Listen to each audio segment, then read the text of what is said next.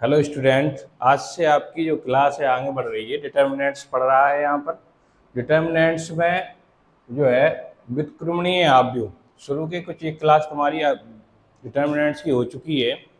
ये अगली क्लास है और इस क्लास में जो है व्युत्क्रमणीय, कौन से आव्यूह व्युत्क्रमणीय है, कौन से आव्यूह व्युत्क्रमणीय नहीं है, इसके बारे में सिखाया जाएगा। और इसमें जो है ए इनवर्स निकालना, व्युत्क्रम आव्यूह निकालना, ठीक है, सिखाया जाएगा इसमें। ठीक है, आगे देखते हैं। चलो क्लास शुरू करते हैं। सबसे पहले हमें ये सीखना है कि व्युत्क्रमणीय, कौन सा व्युत्क्रमणीय होता है, कौन सा व्युत्क्रमणीय नहीं होता है। ठीक है, व्युत्क्रमणीय को बोलते हैं नॉन सिंगुलर मैट्रिक्स।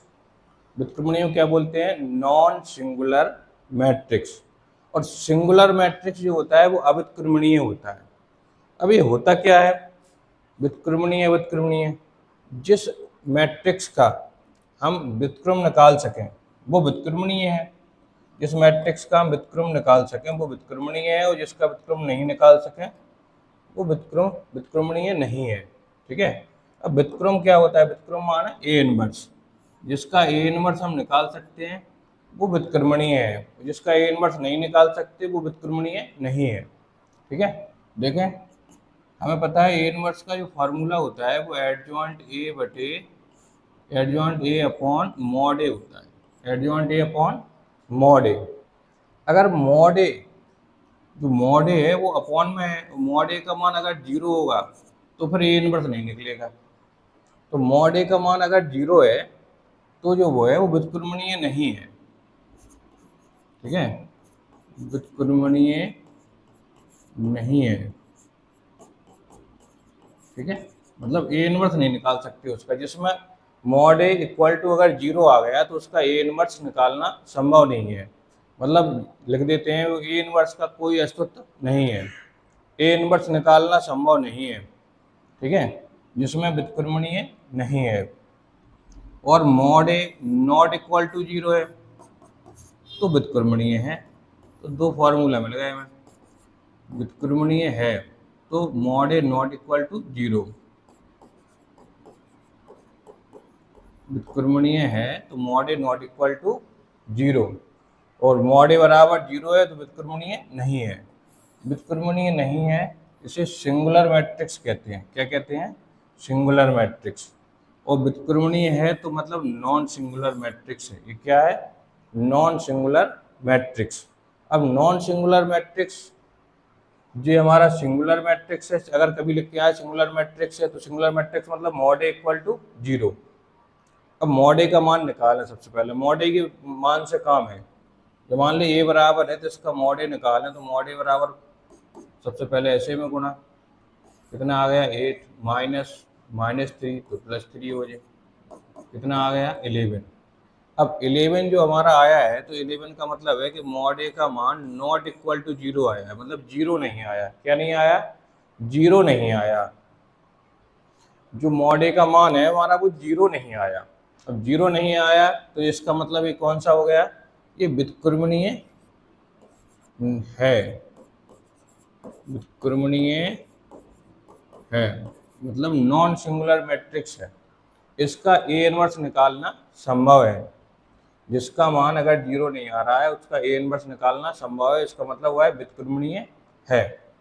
ठीक है, आगे देखें, आगे और भी क्वेश्चन है, आगे देखें। इसका क्या निम्नलिखित व्युत्क्रमणीय है? इसका भी निकालना व्युत्क्रमणीय है कि नहीं है।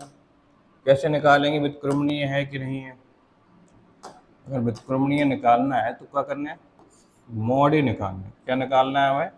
मॉड ए निकालना है। तो मॉड ए देखें, मॉड ए ऐसे भी गुणा करूं, 7 माइनस 0, 7 आया, मतलब mod A not equal to 0 आया। 0 नहीं है तो इसका मतलब क्या है? कैसा मैट्रिक्स है? व्युत्क्रमणीय है।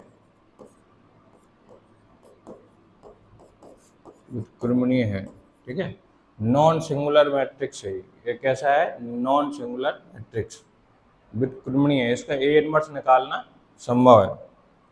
चलो, अब ये तो हो गए ए इनवर्स की बात हो गई। अब आगे देखें।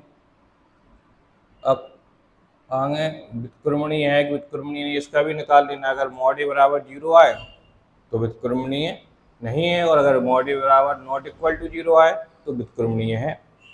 अच्छा, अगला देखें। अब आया है ए इनवर्स निकालना। अब हम इसमें सीखेंगे कि ए इनवर्स कैसे निकाला जाता है, और ए इनवर्स निकालना सीखना बहुत जरूरी है, क्योंकि आगे जो क्वेश्चन है हमारे आप भी विधि से समीकरण हल करना है तो उसमें भी हमें ए इनवर्स निकालना पड़ेगा। अगर हमें ए इनवर्स निकालना नहीं आता, या हमारे 8 और बल्कि ये मान लीजिए 14-15 नंबर जो है ऐसे ही चले जाएंगे। तो अगर 14-15 नंबर हमें तैयार करनी है तो हमें कम से कम ए इनवर्स निकालना आना चाहिए। ए इनवर्स निकालना सीखना है हमें, ठीक है। तो हमें ये 2 गुणित 2 क्रम का सीखेंगे हम, और 3 गुणित 3 क्रम का भी सीखेंगे। पहले हम 2 गुणित 2 क्रम का सीखेंगे, उसके बाद हम 3 गुणित 3 क्रम का सीखेंगे। तो 2 गुणित 2 क्रम में हम ए इनवर्स निकाल रहे हैं। तो देखते हैं ए इनवर्स निकालने के लिए क्या करना पड़ता है। सबसे पहले हमें निकालना पड़ेगा इसका मॉड ए। क्या निकालना पड़ेगा? मॉड ए। तो मॉड ए कैसे निकालते हैं? ए बराबर दिया हुआ है, मॉड ए निकालना है। तो मॉड ए निकालने के लिए पहले ऐसे में गुणा करो, 5 दूनी 10 माइनस, फिर इस प्रकार से गुणा करो तो -6, तो माइनस पहले से लगाया तो माइनस माइनस +6, कितना हो गया? 10 + 6 16 हो गया। ये हमारा कितना हो गया? 16 हो गया, ठीक है। एडिशन तो हमें आता ही है, जोड़ लो। 10 + 6 क्या हो गया? 16। इतनी बात क्लियर है। आगे हमें निकालना है कोफैक्टर। क्या निकालना है हमें? कोफैक्टर निकालने हैं इसमें।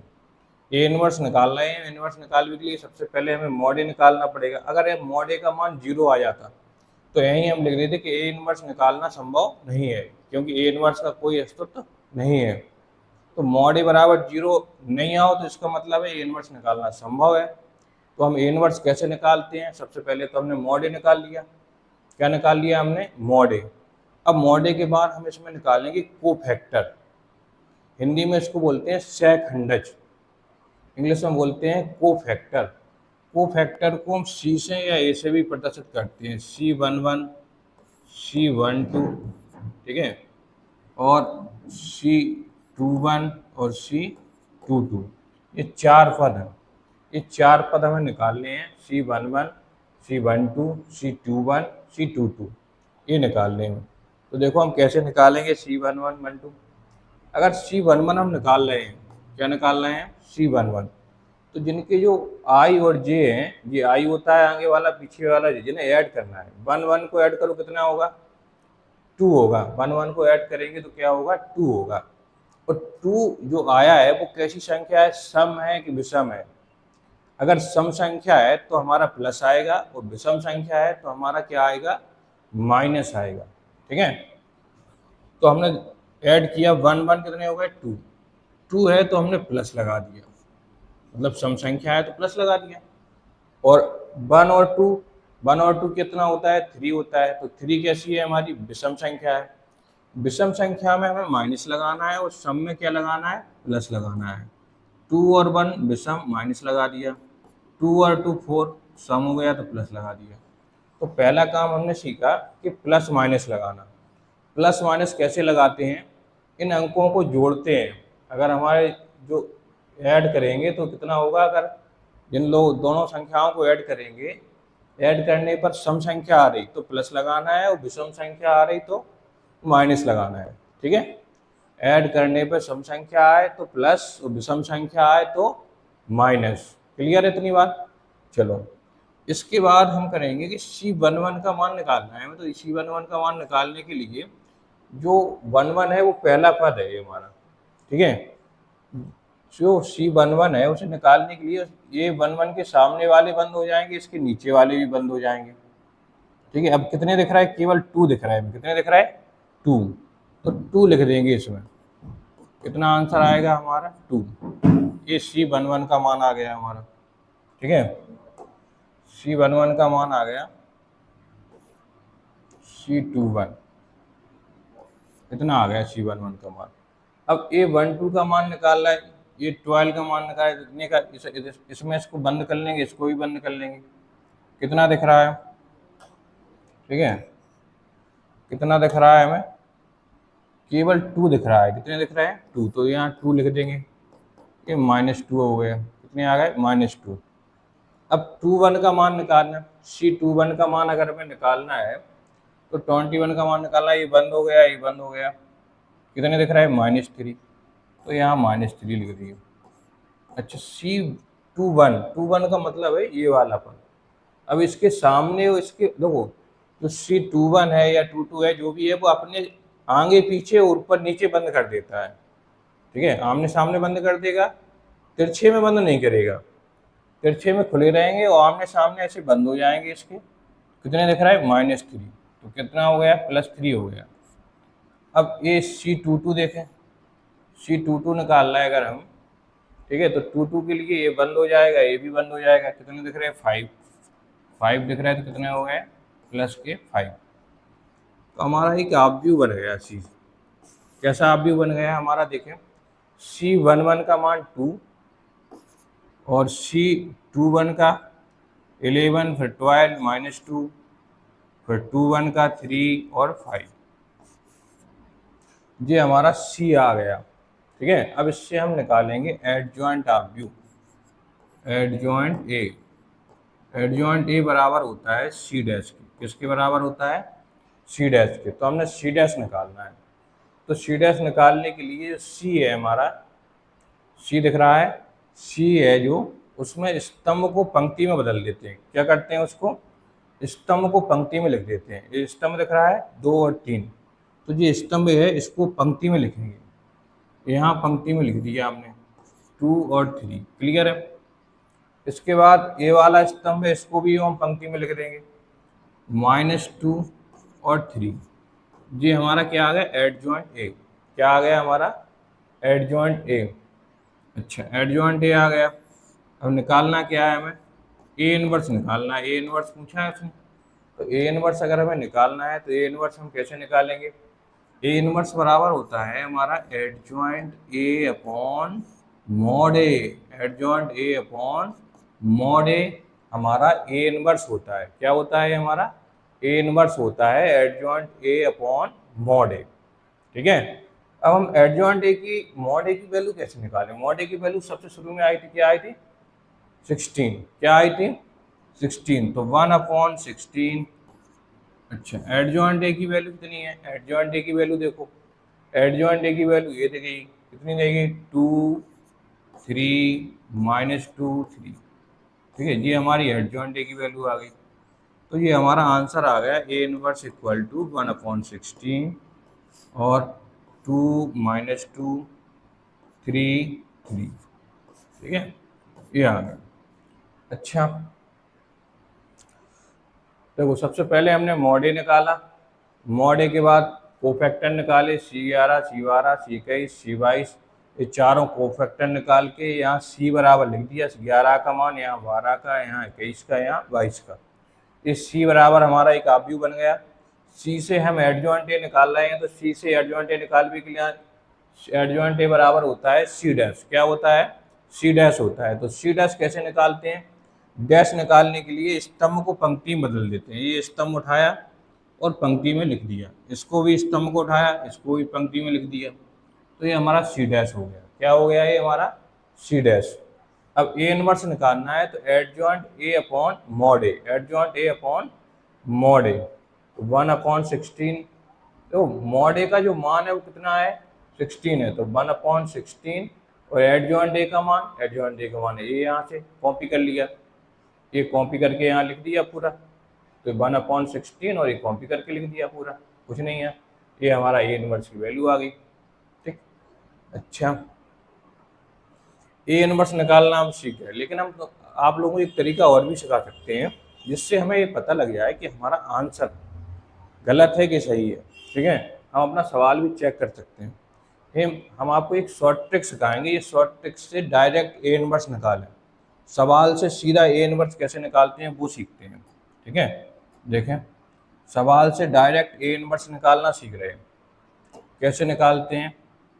तुरंत 10 सेकंड के अंदर जो है ए इनवर्स निकाल सकते हैं डायरेक्ट।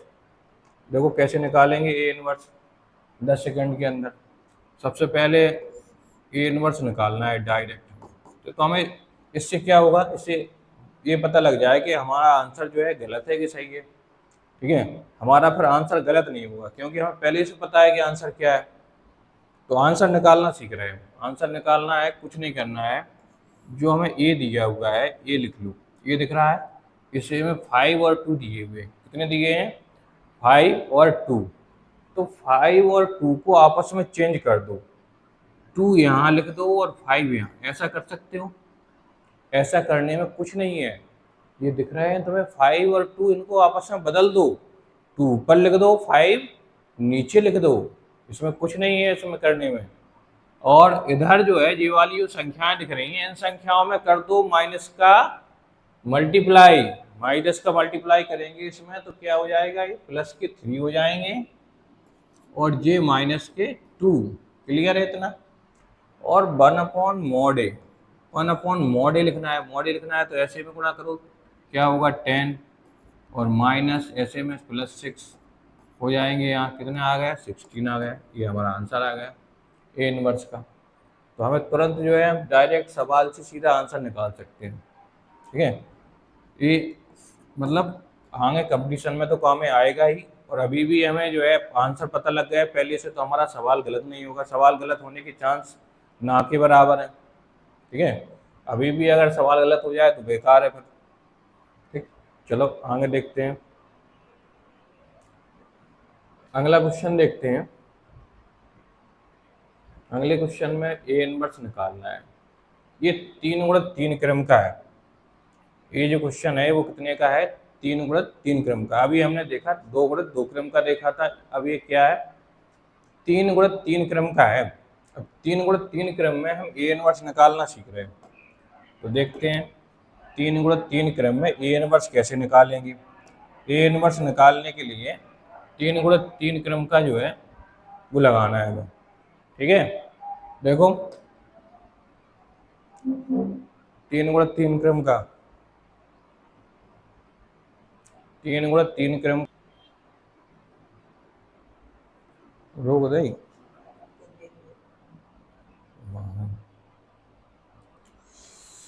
चलो अब ए इनवर्स निकालना सीख रहे हैं। ए इनवर्स निकालने में क्या करेंगे, सबसे पहले हम ए बराबर दिया हुआ है इतना हमें और ए इनवर्स निकालना है। तो सबसे पहला काम है कि हमारा mod a निकालें। हम क्या निकालें? mod a। mod a कैसे निकालते हैं? इसका प्रसार करके, जो पीछे सीखा है हमने। अब इसका प्रसार हम कैसे करेंगे, अगर नहीं आता तो एक बार फिर से देखते हैं। ठीक है, प्रसार करके मान निकालते हैं। तो सबसे पहले इसमें जो ये 3 संख्याएं दिख रही हैं ऊपर वाली, 1 -3 और 3, क्या क्या दिख रही है हमें? 1 -3 और 3।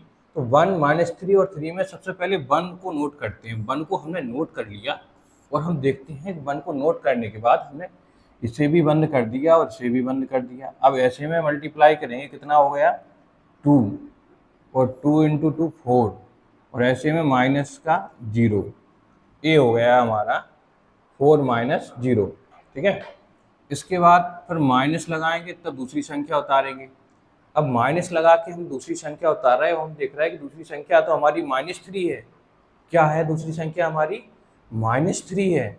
-3 है और यहाँ पहले से माइनस लगा है, तो -3 और माइनस क्या होगा? +3 हो जाएंगे। क्या हो जाएंगे? +3।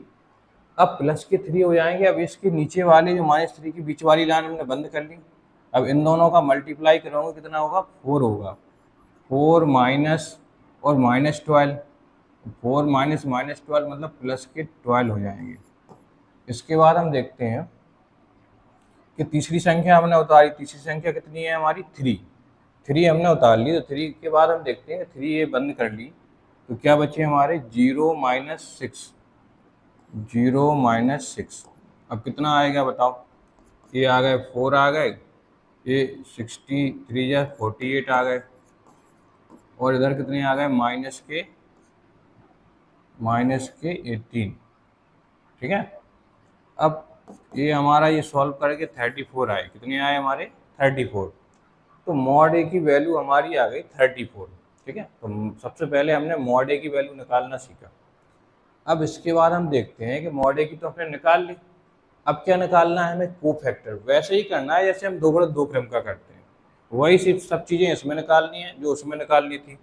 अब इसमें कोफैक्टर निकालने हैं, तो कोफैक्टर क्या होते हैं, C11, C12 और C13, क्योंकि 11, 12, 13 तीन हो गए। इसके बाद C21, C22 और C23, ठीक है। और तीसरी भी है 31, 32, 33। इतने कोफैक्टर निकालने हैं हमें। जो हमारे कोफैक्टर हैं, कोफैक्टर कितना है, 1, 2, 3, 4, 5, 6, 7, 8, 9, ये कोफैक्टर है हमारे जो हमें निकालने हैं। अब कोफैक्टर में पहला काम क्या करना है हमें, कोफैक्टर निकालने के लिए सबसे पहले हमें प्लस माइनस के निशान लगाने हैं, ठीक है। तो प्लस माइनस के निशान कैसे लगाते हैं हमने पीछे सिखाया है। फिर देखते हैं 1 और 1 जो ऐड करो कितना हुआ है, 2। 2 कैसी संख्या है हमारी, सम संख्या है। सम संख्या है तो हमें प्लस लगानी है, विषम है तो माइनस लगाने हैं, ठीक है। 3 और 1 कितने हो गए, 4। 4 सम संख्या है, प्लस लगा दो। विषम संख्या है तो माइनस लगा दो, प्लस माइनस, ठीक है, प्लस माइनस प्लस, ये हो गए हमारे प्लस माइनस हो गए, ठीक है। अब इसके बाद हम देखते हैं प्लस माइनस होने के बाद अब हमें कोफैक्टर निकालने हैं। अगर हमें कोफैक्टर निकालना आ गया तो हमारे लिए ए इनवर्स निकालना बड़ा आसान हो जाएगा, क्योंकि ए इनवर्स में कुछ है ही नहीं। अगर हम कोफैक्टर निकालना सीख गए तो सबसे पहले हम कोफैक्टर निकालना बहुत ध्यान से देखेंगे। कैसे हम कोफैक्टर को एक एक स्टेप को बहुत ध्यान से देखेंगे कि कैसे हम निकालें इसको। अब जैसे C11 की वैल्यू निकालनी है तो C11 माने फैलो, तो जो अपने सामने वाले जो है वो बंद कर देता है, ये भी बंद कर दी इसने, इसके नीचे भी बंद कर दी। अब जो दिख रहा है वो लिखना है। दिख रहा है कुछ, क्या दिख रहा है, 2 और 0, ठीक है। काटना नहीं है, तो मैंने समझाने के लिए इसे बंद कर दिया, इसको भी बंद कर दिया। ऐसे मल्टीप्लाई करो, 4 माइनस 0, कितना आंसर आया हमारा, 4, ठीक है। अच्छा, इसके बाद अगर हमने ये निकाल लिया 1 1 और ये 1 2। अब आगे देखें, आगे जो हम निकाल रहे हैं, अब किसका मान निकालना है, 1 2 का। अब 1 2 का निकालते हैं तो ऊपर वाली लाइन तो बंद ही है, 1 2 माने ये दूसरा पद है, तो इसके नीचे वाले भी बंद कर दो।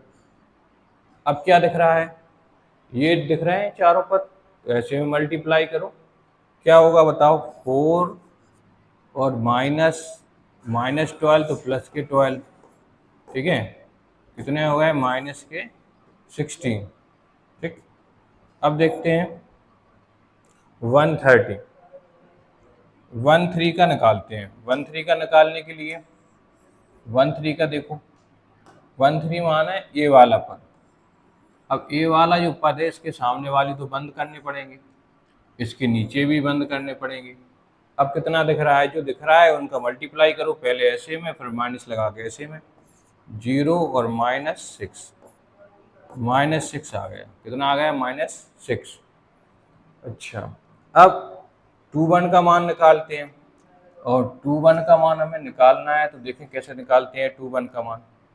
अगर 2 1 का मान निकालना है हमें तो 2 1 मान है जो वाले पद, जो वाले पद को 2 1 के। अब जाके सामने वाले वो करो, सामने वाले बंद कर दें, सामने वाले तो बंद करने ही है, और ऊपर नीचे की भी बंद करने, ऊपर नीचे की भी बंद कर दी है हमने।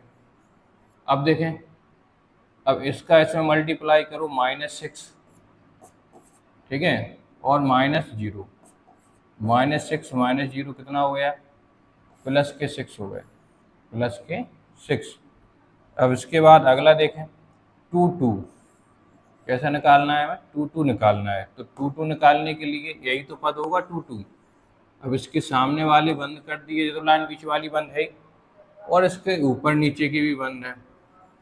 अब कितना दिख रहा है, 1 2 और 3 3, तो 2 का 1 में 2 हो गया, और 3 का 3 में 9, कितना आ गया हमारा, -7। अच्छा, अब 2 3 की अगर हम बात करें तो 2 3 माने कौन सा पद होगा, पहले तो ये दिमाग में होना चाहिए कि 2 3 माने कौन से पद की बात कर रहा है वो हमसे। ये 2 1, ये 2 2, ये 2 3। 2 3 ये वाला पद है, इसके ऊपर नीचे तो बंद हो गए, और सामने वाली लाइन तो बंद पहले से ही है, ठीक है। अब इसका मल्टीप्लाई करेंगे 0 में, तो 0 होगा, -9 का क्या होगा, +9 होगा, और ये हो गया हमारा -9। ठीक है, आगे देखते हैं 31। अब 31 का मान निकालना है तो 31 कौन सा पद होगा ये दिमाग में होना चाहिए हमारे।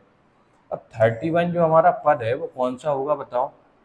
31 होगा ये वाला, ये 31, ये 32, ये 33, ये 33 होगा, ये 31, ये 32, ये 33। अब 31, ये 31 हो गया हमारा। 31 के सामने जब वाली लाइन तो बंद है ही, और इसके ऊपर वाली भी लाइन बंद। ठीक है, क्योंकि तिरछे में ये बंद नहीं करता, तिरछे वाले खुले रहते हैं। ऊपर नीचे के बंद कर देगा, आमने सामने के बंद कर देगा। ये हो गया कितने, +12, +12 और -6। 12 - 6 +6 आ गए। ठीक है, अब देखें 32 का मान निकालना है। 32 का मान कैसे निकालेंगे बताओ। 32 का अगर मान निकालना है तो दूसरी लाइन बंद करनी पड़ेगी हमें। ठीक है, दूसरी लाइन देखें, 32 का मान निकालना है, ये 32, ये वाली बंद है और ये वाली भी बंद है। करो मल्टीप्लाई, 1 का -4 में -4। ठीक है, फिर माइनस लगाएंगे और फिर ऐसे में मल्टीप्लाई करेंगे। कितना हो गया 6, प्लस के 10 आए। कितने आए, +10। अब 33 का मान निकालना है हमें। कितने का, 33। अब 33 देखें, सोचते हैं कौन सा होगा 33। 33 हमारा हो गया 33, 31, 32, 33। अब ये वाला पद हमारा हो गया 33। अब 33 ये हो गया तो ये बंद हो गए, ये भी बंद हो गए 33। ठीक है, कितना दिख रहा है हमें, 2 और -6, माइनस बीच में है तो माइनस माइनस प्लस के 6। कितना हो गए हमारे 8। तो ये हमारा जो कोफैक्टर निकल के आए, हमने कहा है कोफैक्टर ही निकालना बस है। कोफैक्टर निकाल लिया तो हमारा ए इनवर्स निकालना बहुत आसान हो जाएगा। सबसे ज़रूरी है कि हमें कोफैक्टर निकालना सीखना है। तो हमने सीखे कोफैक्टर निकालना, ये सारे मान आ गए तो C बराबर एक हमारा आव्यूह बन गया। C बराबर आव्यूह क्या बन गया, 4 - 6, 4 -60 और -6। उसके बाद 6, 7 और -9, 6 -7 और -9 और 6, 10, 8, 6, 10 और 8। फिर हमें निकालना है एडजॉइंट ए। एडजॉइंट ए माने C डैश कैसे निकालते हैं, स्तंभ को पंक्ति में बदलते हैं। स्तंभ को पंक्ति में बदलने तो पहला स्तंभ हमने लिया, पंक्ति में लिख दिया 4, 6, 6, फिर लिख दिया -60, -7, 10। ठीक है, और -6, -9 और 10। ठीक, ये है। अच्छा, इसके बाद हमें निकालना है, लास्ट स्टेप है ए इनवर्स निकालना है। क्या निकालना है हमें, ए इनवर्स। यही हमसे पूछा जा रहा है। तो adjoint A upon mod A. A inverse बराबर क्या होता है, एडजॉइंट ए अपॉन मॉड ए। तो एडजॉइंट ए अपॉन मॉड ए निकालना है, तो ए इनवर्स बराबर हो जाएगा हमारा मॉड ए का मान। मॉड ए का मान शुरू में निकाला है 34 आया था। क्या आया था हमारा, 34। तो ये हमारा जो है वो एडजॉइंट मॉड ए का मान हो गया। तो मॉड ए का मान अपॉन में लिखाया है, अपॉन में लिखा है तो 1 अपॉन करके लिखते हैं, 1/34। और एडजॉइंट ए का मान, एडजॉइंट ए का मान यहाँ से कॉपी कर लेंगे। ये लिखा है 4, 6, 6, -16, -7, 10 और -6, -9, 8। ये हमारा जो है वो ए इनवर्स आ गया। ठीक है, ये क्या आ गया हमारा, ए इनवर्स आ गया। ठीक है, ए इनवर्स के बाद अब आगे के जो सवाल हैं, ठीक है, वो हम आपको कल कराएंगे। ठीक है, आपको ए इनवर्स के सवाल, 1-2 सवाल अभ्यास करने हैं। ठीक है, घर पे प्रैक्टिस करनी है। और एक बार फिर से ए इनवर्स का ये वीडियो दोबारा से रिपीट करके ये देखना है कि ए इनवर्स एक एक स्टेप से हमने कैसे लगाया। अगर हम ए इनवर्स का अभ्यास करेंगे, 1-2 सवाल लगाएंगे, तो निश्चित है कि हम ए इनवर्स निकालना सीख जाएंगे। और अगर हम ए इनवर्स निकालना सीख गए तो हमारी गारंटी है आप जो है आव्यूह विधि से समीकरण हल करना भी सीख जाएंगे। और आव्यूह विधि से समीकरण हल करने का मतलब है कि पेपर में एक क्वेश्चन 8 नंबर का निश्चित ही आता है, और एक क्वेश्चन 8 नंबर में ए इनवर्स निकालने को भी आता है। यही दो क्वेश्चन जो है पेपर में आपको बार बार देखने को मिलेंगे, ए इनवर्स निकालना और आव्यूह विधि से समीकरण हल करना। ठीक है, तो ए इनवर्स निकालना अगर आप सीख गए तो आव्यूह विधि से समीकरण हल करना भी आसानी से सीख जाएंगे आप। ठीक है, तो ए इनवर्स ये हमने निकाला है, इसका जो है थोड़ा अभ्यास करना है घर पर और इसको लगाना है 1-2 बार, और 1-2 बार आपने इसको लगाया, ए इनवर्स निकाला, तो आप निश्चित ही सीख जाएंगे, गारंटी है। ठीक है, ये क्लास आपकी यहाँ पर समाप्त होती है, कल फिर से आएंगे आपको। ठीक है, थैंक यू।